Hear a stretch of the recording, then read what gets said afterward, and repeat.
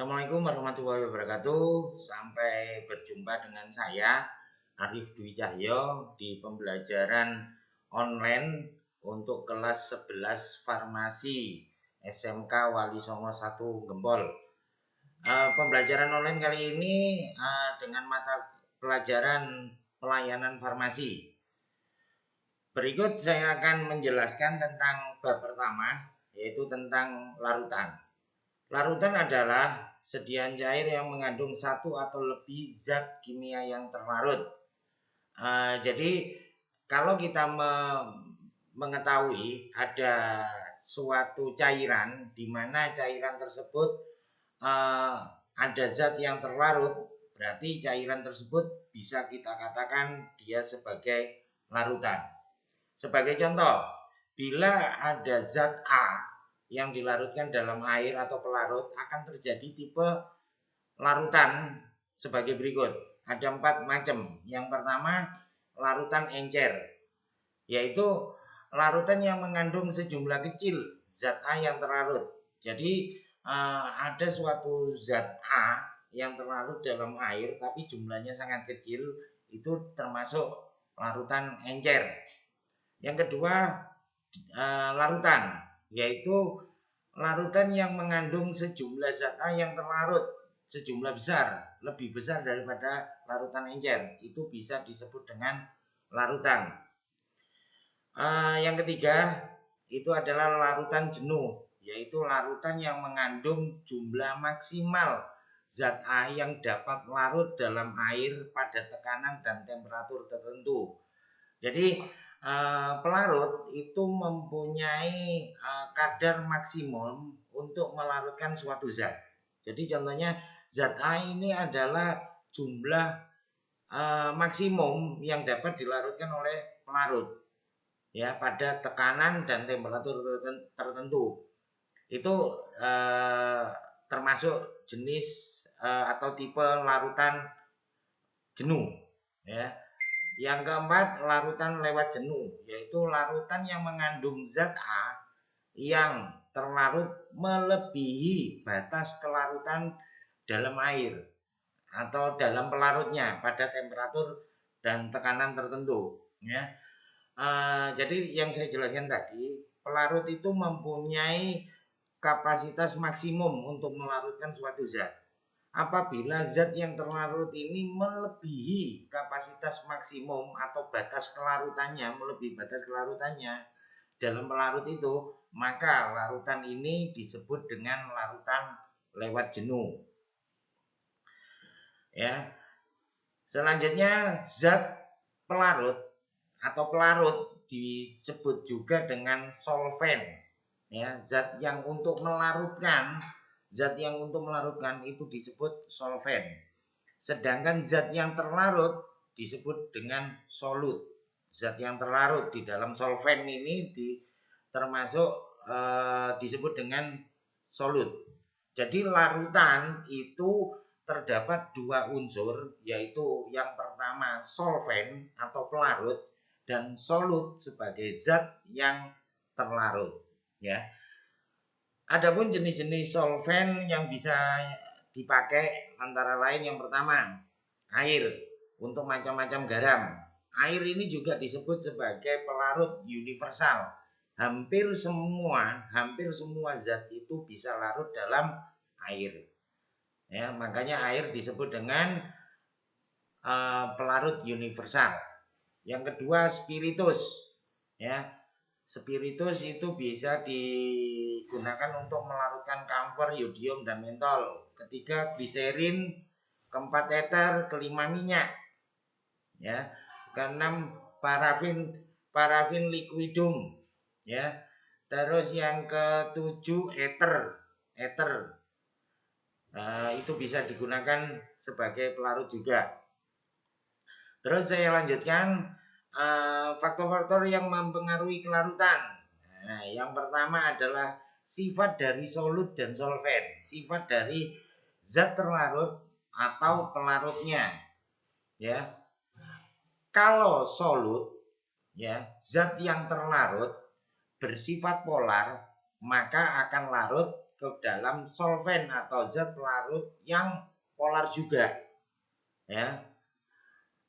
Dan solut yang bersifat nonpolar akan larut dengan pelarut atau solvent yang nonpolar juga.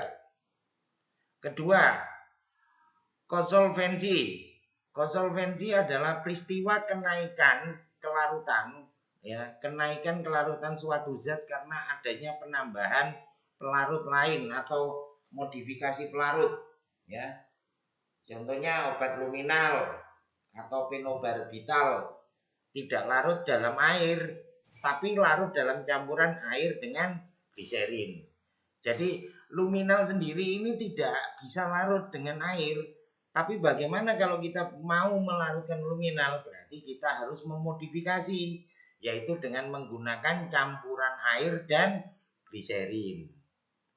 Ya, selanjutnya yang ketiga, kelarutan. Zat yang mudah larut memerlukan sedikit pelarut. Ya, zat yang sukar larut memerlukan banyak pelarut. Ini salah satu hukum kelarutan, ya. Kalau mudah larut pasti memerlukan sedikit pelarut, tetapi kalau sukar larut pasti akan lebih banyak pelarut yang digunakan, ya. Contohnya yang dapat larut dalam air itu semua garam klorida. Contohnya AgCl, PbCl, Hg2Cl2, ya. Terus yang selanjutnya semua garam nitrat dan semua garam sulfat kecuali BaSO4, barium sulfat, plumbum sulfat atau kalsium sulfat, ya. Yang tidak larut dalam air sama sekali adalah garam yang garam karbonat, ya. Semua garam karbonat itu tidak larut kecuali K2Cr3, ya, Na2CO3, NH42CO3. Dan semua oksida atau hidroksida tidak larut kecuali KOH, kalium hidroksida, natrium hidroksida, amonium hidroksida, ya, atau barium oksid. Dan semua garam fosfat tidak larut kecuali ini. Kalium fosfat, natrium fosfat, amonium fosfat ini larut. Yang keempat, tentang temperatur, ya.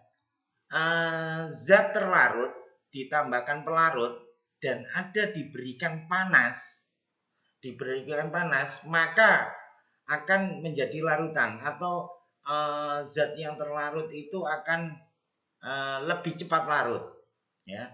Zat terlarut ditambahkan pelarut ditambahkan panas, dia akan membuat larutan. Sebagai contoh,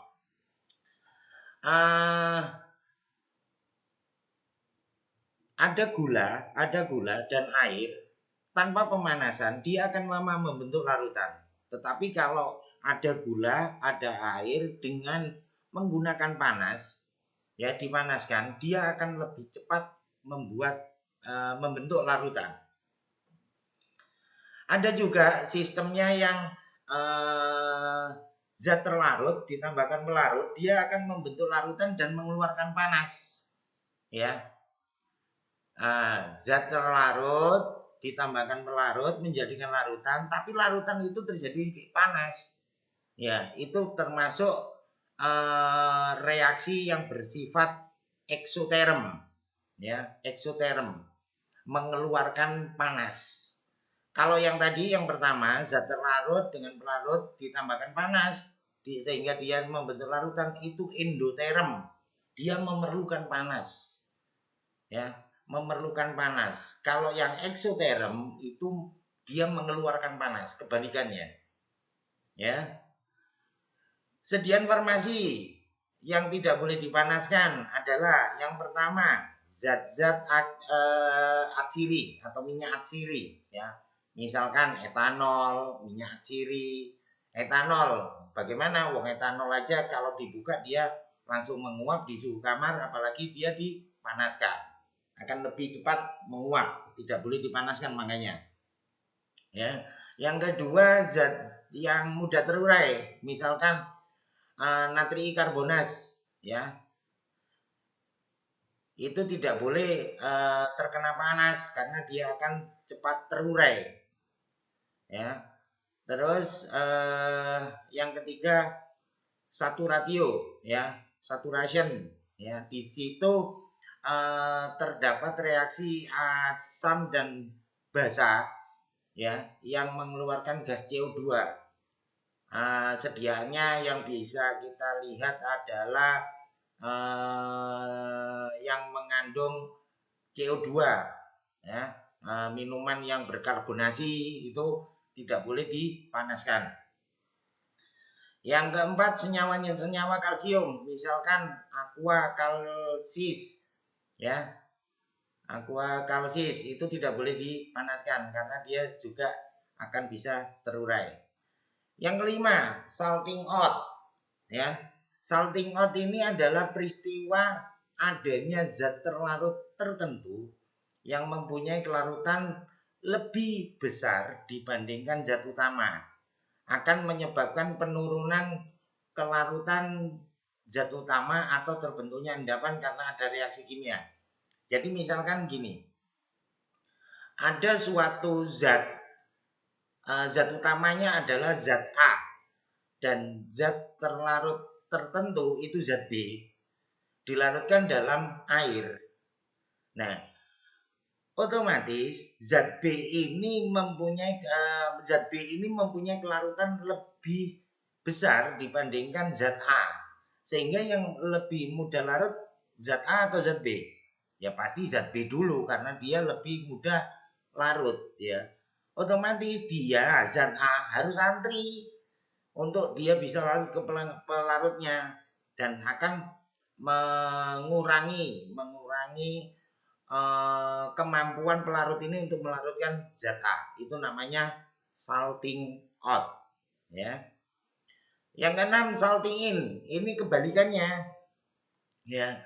Karena adanya zat tertentu yang menyebabkan kelarutan zat utama dalam solvent menjadi lebih besar. Contoh, riboflavin atau vitamin B2 tidak larut dalam air, tapi larut dalam larutan yang mengandung nikotinamid, ya. Terjadi penggaraman riboflavin plus basa NH4. Jadi riboflavin ini sendiri tidak bisa larut dengan air, tapi kalau larutannya mengandung nikotinamid itu dia akan mudah larut, ya. Kebalikannya dari salting out. Yang ketujuh, tentang pembentukan kompleks, ya. Peristiwa ini terjadi interaksi antara senyawa tidak larut dengan zat yang larut membentuk kompleks. Contohnya kalau kita mau membuat larutan yodium. Yodium sendiri tidak bisa larut langsung dengan air, tapi dia harus memakai bantuan, yaitu menggunakan larutan kalium yodida. Ya, nanti akan terjadi reaksi antara kalium yodida dengan I2 menjadi Ki3. Nah, Ki3 ini bentuknya larutan kompleks. Ya. Oke, yang selanjutnya kecepatan kelarutan itu dipengaruhi oleh 3 faktor.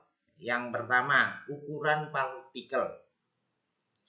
Semakin halus solut atau semakin kecil ukuran partikel, maka makin cepat untuk larut, ya. Jadi gini, semakin halus bentuk serbuk partikelnya, semakin kecil partikelnya, itu semakin luas permukaannya, ya. Kontak dengan solvent pelarutnya itu akan lebih cepat. Sebagai contoh gini, ada gula yang bentuknya kristal dengan gula yang bentuknya halus. Gula kristal dengan gula halus. Pada saat kita mau melarutkan ke dalam air, mana yang lebih cepat? Ya pasti gula halus karena luas permukaannya lebih besar karena partikelnya kecil-kecil. Sehingga bersentuhan dengan solvent untuk melarutkan itu lebih besar. Ya. Dan yang kedua itu suhu. umumnya kenaikan suhu akan menambah kelarutan solut seperti yang saya jelaskan tadi tentang gula, ya. Gula dan air. Kalau dengan posisi air tanpa pemanasan, gula itu memang larut tapi membutuhkan waktu yang lama. Tetapi kalau gula itu dilarutkan dengan menggunakan air panas, maka gula itu akan cepat larut, ya. Yang terakhir tentang pengadukan, ya. Kecepatan kelarutan itu dipengaruhi memang dari pengadukan. Cepat tidaknya pengadukan. Kalau pengadukan itu kita hanya pelan saja, maka proses bersentuhnya partikel padat dengan solut itu semakin kecil sehingga eh, proses kelarutan dari solut itu akan lebih lama. Tetapi kalau pengadukan kita lakukan dengan cepat dan konstan, ya, cepat dan tetap frekuensinya, ya, itu akan mempercepat kelarutan. Baik, ini yang bisa saya jelaskan tentang pendahuluan dari materi larutan untuk kelas 11 Farmasi SMK Wali Songo 1 Ngempol. Apabila ada yang belum dimengerti bisa ditanyakan melalui aplikasi Elingo. Nanti kita bisa berinteraksi di situ. Monggo kalau ada yang mau ditanyakan. Baik, pertemuan pertama ini saya akhiri. Nanti kita lanjutkan dengan pertemuan yang kedua. Saya akhiri. Wabillahi taufik wal hidayah. Wassalamualaikum warahmatullahi wabarakatuh.